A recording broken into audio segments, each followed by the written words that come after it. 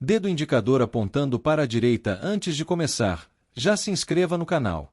Histórias como esta não são apenas entretenimento, são lembretes de força, perda, esperança e do que ainda pode nascer mesmo quando o mundo inteiro parece ter virado as costas.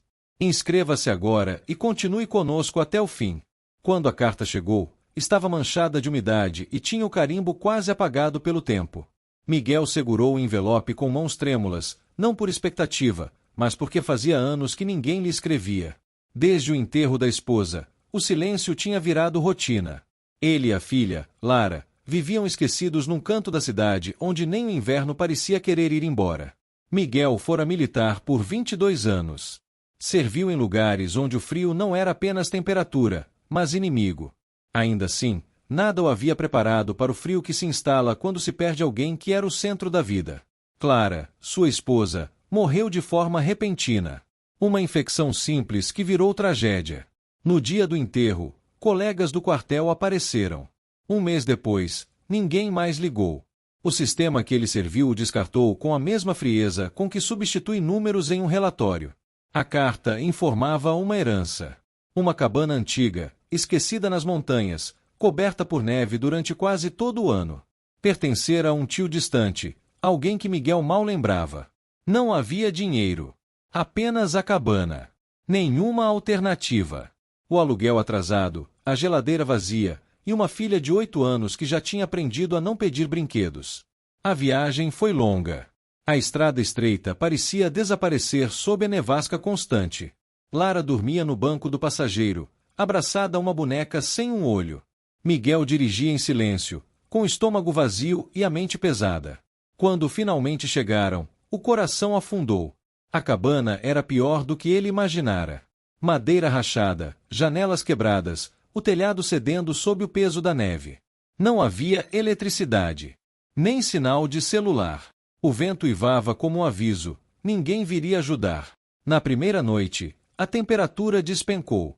Miguel queimou os últimos pedaços de madeira velha que encontrou no chão. Lara tremia, mesmo enrolada em todos os cobertores. Ele a abraçou, sentindo o próprio corpo falhar. Um ex-militar treinado para sobreviver, e ainda assim impotente diante do frio e da fome da própria filha. Naquela madrugada, enquanto Lara dormia, Miguel chorou pela primeira vez desde o funeral. Chorou em silêncio, com raiva, vergonha e culpa. Não por estar ali, mas por ter acreditado que, depois de tudo que deu, alguém se importaria. Os dias seguintes foram brutais. A neve não parava. Miguel saiu todos os dias para procurar lenha, usando um machado enferrujado que encontrou atrás da cabana. As mãos sangravam. O corpo doía. À noite, ele contava histórias inventadas para Lara, histórias onde o frio não vencia e os pais nunca iam embora. A fome começou a apertar. Restavam apenas alguns grãos de arroz e água derretida da neve. Lara começou a ficar fraca. Foi quando Miguel tomou a decisão mais difícil da sua vida: sair durante a tempestade em busca de ajuda, mesmo sabendo que poderia não voltar. Ele caminhou por horas, lutando contra o vento. A neve cobria seus rastros quase imediatamente. O corpo cedia. A visão escurecia. Em um momento, Miguel caiu. Pensou em Clara. Pensou em Lara sozinha naquela cabana gelada. Foi isso que o fez levantar. Quando já não aguentava mais, viu uma luz distante. Uma pequena fazenda isolada. Bateu na porta e caiu antes mesmo que ela se abrisse. Miguel acordou dias depois. Estava aquecido. Alimentado. Vizinhos da região o haviam encontrado e, ao ouvir sobre a menina, organizaram uma busca. Lara foi resgatada a tempo. Pela primeira vez em muito tempo, alguém se importou. A história se espalhou pela vila. O ex-militar abandonado. A criança esquecida. A cabana congelada.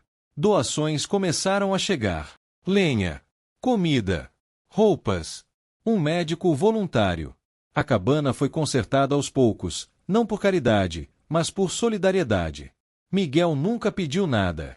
Mas aprendeu algo que o exército jamais ensinou: sobreviver não é apenas resistir sozinho.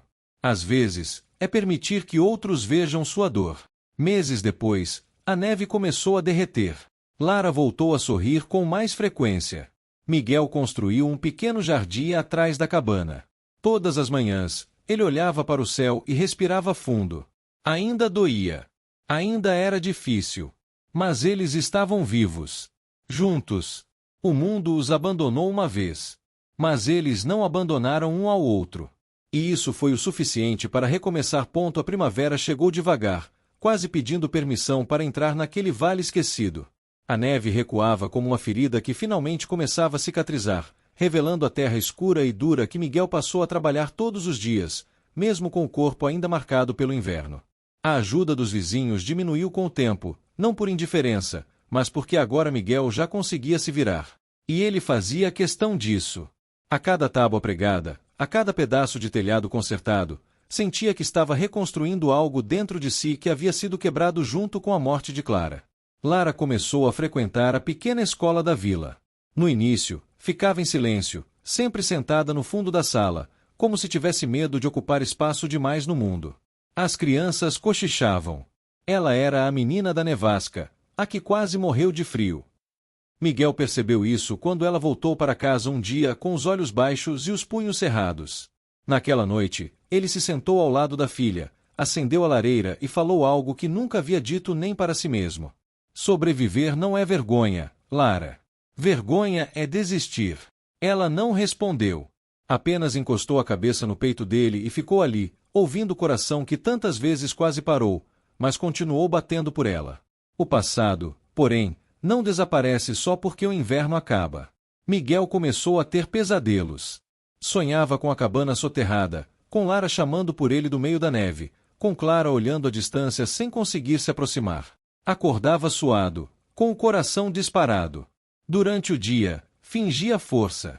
À noite, lutava contra memórias que não obedeciam a ordens. Certo dia, ao organizar um antigo armário da cabana, encontrou uma caixa de metal enterrada sob o assoalho. Dentro, havia cartas do tio que deixará a herança. Cartas nunca enviadas. Relatos de solidão, de arrependimento por ter se afastado da família, de um homem que também havia sido esquecido. Miguel leu tudo em silêncio. Percebeu, com um nó na garganta, que aquela cabana não era um castigo. Era um último pedido de alguém que morreu sozinho, para que outra família tivesse uma chance. Na vila, as coisas começaram a mudar. Miguel passou a ajudar nos reparos das casas mais antigas. Sabia trabalhar com madeira, sabia resistir ao frio, sabia não reclamar. As pessoas passaram a respeitá-lo não por pena, mas por presença. Lara fez sua primeira amiga. Uma menina que também perderá a mãe. Elas se sentavam perto do rio, jogando pedras na água e falando de coisas que só crianças entendem, mas que curam mais do que qualquer palavra adulta. Um ano depois da nevasca, a vila organizou um pequeno encontro comunitário. Não era festa. Era memória. Miguel foi convidado a falar. Ele hesitou. Nunca gostou de discursos. Mas subiu no pequeno palco improvisado, segurando a mão da filha. No inverno passado, começou ele, com a voz firme apesar do tremor, eu achei que o mundo tinha acabado para nós. Achei que tínhamos sido abandonados por todos. Talvez tenhamos sido, mas hoje entendo que o abandono não define o fim. Ele só revela quem fica. O silêncio foi profundo. Não havia aplausos. Apenas olhos marejados. Naquela noite, Miguel voltou para a cabana e ficou olhando o céu estrelado. Pensou em Clara. Falou com ela em voz baixa, como se ela pudesse ouvir. Eu consegui. Não sozinho, mas consegui. Lara apareceu na porta, sorrindo, com o rosto iluminado pela luz da lamparina. Pai, aqui é casa, né? Miguel respirou fundo antes de responder. É, minha filha. Aqui é casa. Eles entraram. A porta se fechou suavemente. Do lado de fora, o vento soprava fraco, incapaz de apagar o calor que finalmente tinha voltado a existir ali dentro. E mesmo tendo sido abandonados por todos um dia, eles provaram que ainda era possível construir um futuro, mesmo sobre a neve. Os anos passaram mais rápido do que Miguel imaginava. A cabana, antes um abrigo improvisado contra a morte, tornou-se um lar de verdade. As marcas do inverno ainda estavam ali, na madeira escurecida, nas janelas reforçadas, mas agora não lembravam sofrimento. Lembravam resistência. Lara cresceu. Já não era a menina frágil da nevasca. Corria pelos campos, ajudava o pai no jardim, lia perto da lareira nas noites longas. Ainda havia silêncio nela, mas não era vazio. Era profundidade. Dor transformada em cuidado. Miguel continuava acordando cedo. O corpo já não obedecia como antes, os joelhos reclamavam, as mãos endureciam no frio, mas ele aceitava isso com dignidade. Para alguém que quase perdeu tudo, cada manhã era um privilégio. Certo dia, um carro parou em frente à cabana. Algo raro demais para não causar estranhamento. Dele desceu um homem de terno simples, segurando uma pasta. Miguel ficou atento, o velho instinto militar despertando. Era um representante do antigo quartel. O homem falou de erros administrativos, de documentos esquecidos, de uma pensão que nunca fora paga. Falou de compensação financeira, de direitos atrasados. Miguel ouviu tudo em silêncio. Não havia raiva. Só um cansaço antigo. O senhor passou por muitas dificuldades, disse o homem, com a voz baixa. Miguel respondeu com calma. Passei. Mas sobrevivi sem isso. O dinheiro ajudaria. E ele aceitou. Não por orgulho ferido, mas por Lara. Ainda assim, quando o carro foi embora, Miguel ficou olhando a estrada vazia, pensando em quantos homens como ele nunca receberiam nenhum pedido de desculpas. Naquela noite, contou tudo à filha. Lara ouviu atenta e disse algo que o fez engolir em seco. Pai, mesmo quando ninguém ajudou, você ficou. Isso é mais importante. Miguel percebeu, então, que a maior herança que poderia deixar não era a cabana, nem o dinheiro, nem a terra. Era o exemplo de não abandonar. Meses depois, uma nova nevasca caiu sobre a região. Não tão cruel quanto a primeira, mas suficiente para testar memórias. Miguel reforçou o telhado, estocou lenha, fechou as janelas. Lara observava em silêncio. Naquela noite, enquanto o vento batia forte, a luz acabou. A lareira iluminava o rosto dos dois. Lara se aproximou do pai e segurou sua mão. Você tem medo? Ela perguntou. Miguel pensou por alguns segundos antes de responder. Tenho. Mas agora eu sei que medo não manda mais em mim. Ela sorriu. Não um sorriso grande, mas verdadeiro. Lá fora, a tempestade rugia. Mas dentro da cabana havia algo que não existia antes: segurança. Não porque o mundo tivesse se tornado gentil, mas porque eles tinham aprendido a enfrentá-lo juntos. Miguel fechou os olhos por um instante. Pensou em Clara. Imaginou que ela veria tudo aquilo e entenderia. A perda nunca foi embora. Mas a culpa, sim. Quando a nevasca cessou, o sol voltou a tocar a madeira da cabana. A vida continuou, simples e dura, mas real. Eles haviam sido abandonados por todos. Mas nunca mais seriam abandonados por si mesmos. E isso mudou tudo. O tempo continuou avançando, silencioso como a neve que cai sem pedir licença. Miguel começou a perceber pequenas mudanças em si mesmo. A respiração ficava mais curta nos dias frios. O cansaço chegava mais cedo. Ele não comentava nada com Lara. Alguns pesos um pai escolhe carregar sozinho. A vila já não os via como estranhos. Miguel passou a ser chamado para aconselhar, para ajudar, para ouvir. Curioso como a dor, quando atravessada, transforma alguém em abrigo para outros. Ele nunca falava do passado militar. Nunca falava da noite em que quase morreu na estrada. Mas quem o observava sabia, aquele homem conhecia o limite humano, e ainda assim permanecia de pé. Lara, agora adolescente, começou a fazer perguntas que não existiam antes. Sobre a mãe. Sobre o mundo. Sobre por que algumas pessoas são esquecidas tão facilmente. Miguel respondeu como podia. Não com verdades duras, mas com verdades honestas. O mundo não abandona por maldade, disse ele certa noite, enquanto consertava uma cadeira. Ele abandona por pressa. Por distração. Cabe a nós decidir se vamos desaparecer junto, ou continuar existindo. Lara guardou aquelas palavras como quem guarda uma chama. Certo inverno, Miguel ficou doente. Nada dramático no início. Uma febre que não cedia. Um cansaço que não passava. Lara percebeu antes dele. Foi ela quem insistiu para chamar o médico da vila. O diagnóstico veio simples e cruel. O corpo de Miguel estava pagando anos de esforço, frio e silêncio. Não havia emergência, mas havia limites. Pela primeira vez, Miguel ouviu algo que sempre recusou: precisava desacelerar. Naquela noite, sentado à mesa, ele chorou novamente. Não de desespero. De medo de deixar Lara sozinha. O mesmo medo que o acompanhará na nevasca anos atrás. Lara se aproximou e fez o que aprenderá com ele. Ficou.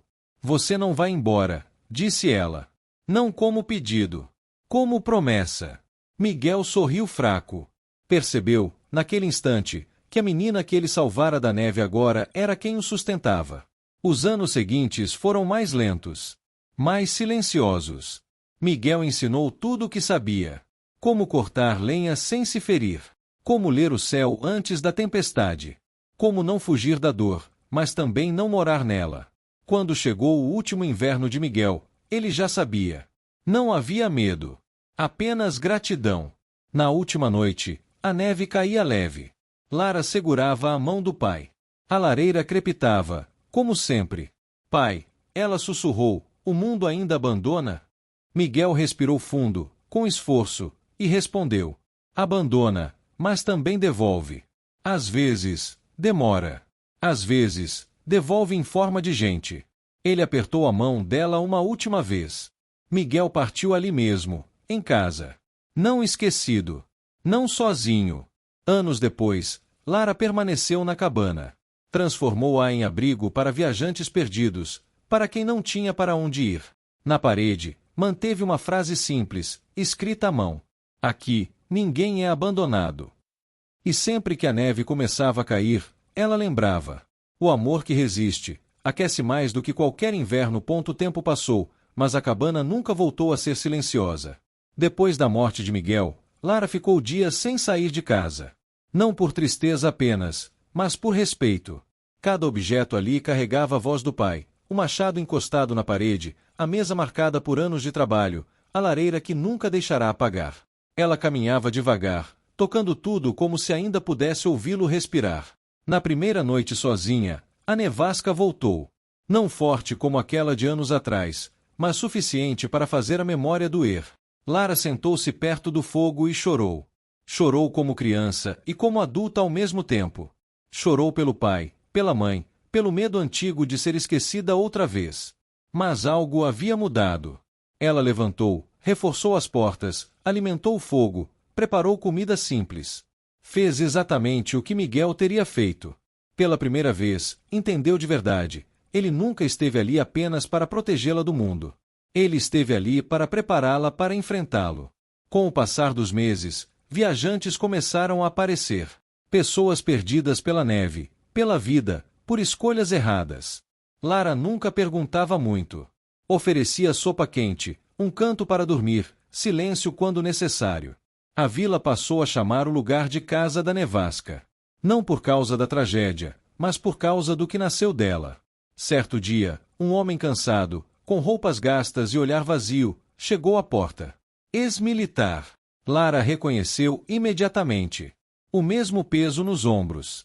A mesma solidão. Fui dispensado, e não sei para onde ir, disse ele, quase pedindo desculpas por existir. Lara abriu a porta por completo. Entre. Aqui, ninguém precisa se explicar para ficar. Naquela noite, enquanto a neve caía do lado de fora, ela olhou para a lareira e sorriu. Sentiu o pai ali. Não como lembrança triste, mas como presença viva em cada gesto que continuava. Ela compreendeu, enfim, que o abandono que quase os destruiu havia se transformado em propósito. Miguel não deixou riquezas. Não deixou nome importante. Não deixou histórias registradas em livros. Mas deixou algo maior. Deixou alguém que aprendeu a não virar as costas. E assim, naquele lugar esquecido do mundo, sempre que alguém chegava quebrado, cansado ou sozinho, encontrava o que Miguel e Lara demoraram tanto para encontrar. Calor. Dignidade. E a certeza de que nem todo inverno é o fim. Alguns são apenas o começo. Com o passar dos anos, a Casa da Nevasca deixou de ser apenas um abrigo improvisado. Tornou-se um ponto no mapa que não aparecia em placas, mas era conhecido em sussurros. Caminhoneiros falavam dela em postos distantes. Peregrinos perguntavam por ela nas vilas. Pessoas que já não tinham forças para pedir ajuda chegavam até lá quase por instinto. Lara envelhecia junto com o lugar. Os cabelos começaram a ficar mais claros, o rosto ganhou marcas suaves do tempo e do vento frio. Ainda assim, seus olhos mantinham o mesmo brilho atento que aprenderá com o pai, o olhar de quem percebe a dor antes mesmo que ela seja dita. Às vezes, à noite, ela sentava sozinha perto da lareira e lembrava de Miguel. Não com tristeza pesada, mas com uma saudade tranquila. Falava com ele em voz baixa, contando quem havia passado por ali, quem tinha seguido viagem, quem tinha decidido ficar e reconstruir a própria vida nas redondezas. Em um desses invernos, uma tempestade violenta caiu sem aviso. O pior tipo. Aquele que não dá tempo para preparar nada. Um grupo de pessoas ficou preso na estrada, uma mãe com 2 crianças, um idoso, um jovem ferido. Lara saiu na neve com uma lanterna na mão, o coração firme, repetindo para si mesma as mesmas palavras que um dia ouvirá do pai: medo não manda mais em mim. Ela os trouxe um por um. Arriscou-se. Caiu. Levantou. Quando a porta da cabana se fechou e todos estavam seguros, o silêncio que veio depois foi quase sagrado. Naquela noite, alguém perguntou: por que você faz isso? Você não é obrigada. Lara demorou a responder. Olhou para o fogo, depois para as paredes da cabana, e disse: porque um dia fizeram por mim, quando ninguém mais fez. O inverno passou. Como sempre, passou. A notícia daquele resgate correu longe. Pessoas começaram a ajudar oficialmente. Médicos voluntários, doações organizadas, apoio da região. Lara nunca buscou reconhecimento, mas aceitou ajuda, porque aprendeu cedo que aceitar também é uma forma de sobreviver. Quando seus cabelos já estavam completamente brancos, Lara escreveu um pequeno texto e pendurou ao lado da porta de entrada. Não era uma regra. Era um aviso ao mundo. Se você chegou até aqui, não foi por acaso. Descanse. Aqueça-se. Amanhã, a vida continua. Numa manhã fria e silenciosa, Lara não acordou. Foi encontrada sentada na cadeira perto da lareira, com um leve sorriso no rosto, como alguém que finalmente podia descansar. A vila inteira apareceu. Pessoas que ela ajudou, pessoas que nunca conheceu direito, crianças que só existiam porque alguém sobreviveu naquela cabana ao enterrá-la ao lado de Miguel. Alguém colocou uma nova placa na entrada da casa. Simples. De madeira. Com poucas palavras. Aqui, ninguém é abandonado. A cabana continuou aberta. Outros cuidaram dela. Outros mantiveram o fogo aceso. E sempre que a neve começa a cair forte demais, quando o frio tenta convencer alguém a desistir, há uma luz acesa nas montanhas, lembrando ao mundo que até quem foi abandonado por todos pode se tornar abrigo para muitos. Porque algumas histórias não terminam. Elas permanecem décadas depois, quando quase ninguém mais se lembrava dos nomes Miguel e Lara. A casa da nevasca continuava de pé. A madeira havia sido trocada muitas vezes. O telhado, reforçado. A lareira, reconstruída. Mas o espírito do lugar permanecia intacto. Não era administrado por uma pessoa só. Era cuidado por todos que, um dia, passaram por ali e não morreram quando poderiam ter morrido. Havia um caderno grosso sobre a mesa de entrada. Suas páginas amareladas guardavam mensagens simples. Cheguei sem forças. Saí com esperança. Esta casa me devolveu a vida. Não fui julgado. Fui acolhido. Ninguém assinava com sobrenome. Não importava quem eram antes. Importava quem conseguiam ser depois. Crianças da vila cresciam ouvindo a história do ex-militar que enfrentou a nevasca com a filha nos braços. Alguns achavam exagero. Outros diziam que era lenda. Mas, quando o inverno chegava pesado demais, todos sabiam para onde olhar, para a luz que nunca se apagava na montanha. Certa vez, um menino perguntou ao avô, apontando para a cabana: por que eles nunca fecham aquela porta? O velho respirou fundo antes de responder: porque um dia, se aquela porta tivesse estado fechada, muitas vidas não estariam aqui hoje. O menino ficou em silêncio. Guardou aquilo como quem guarda uma verdade grande demais para entender naquele momento.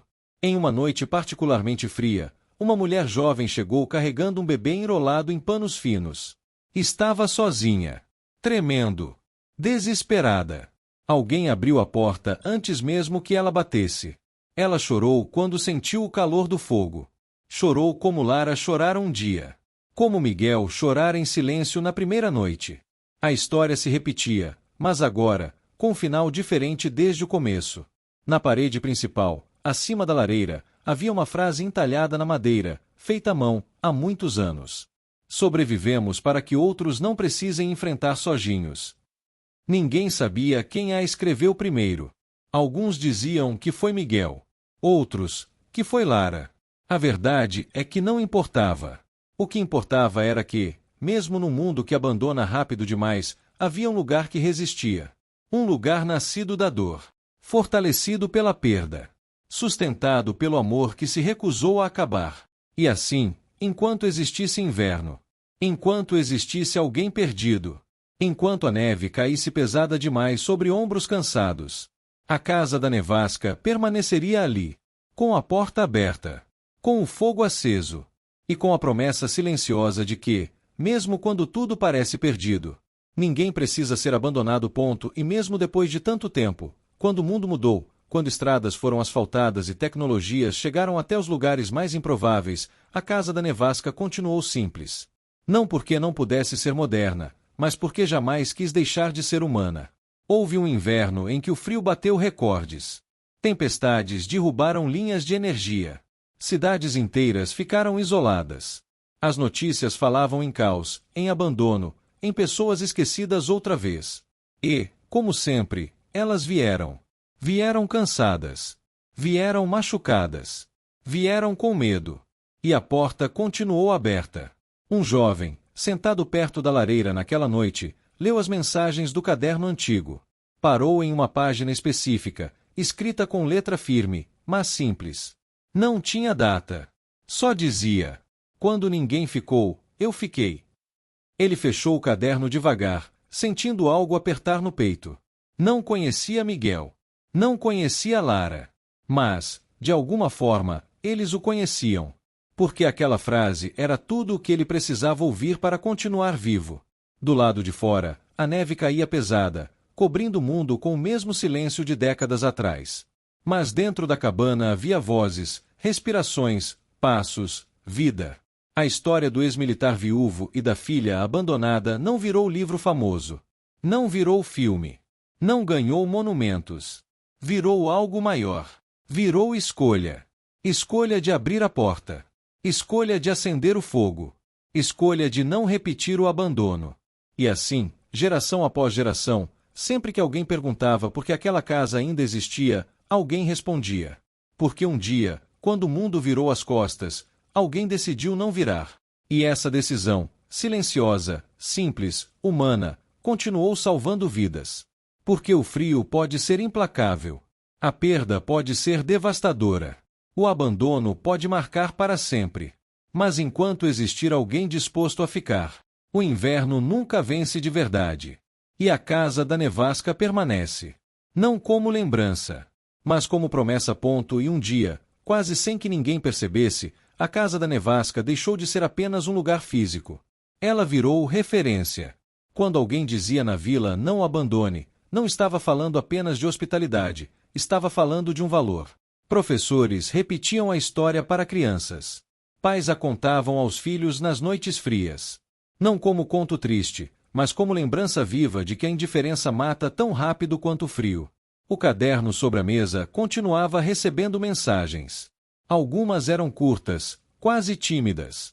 Outras ocupavam páginas inteiras, escritas por mãos trêmulas. Havia quem voltasse anos depois apenas para escrever uma última frase.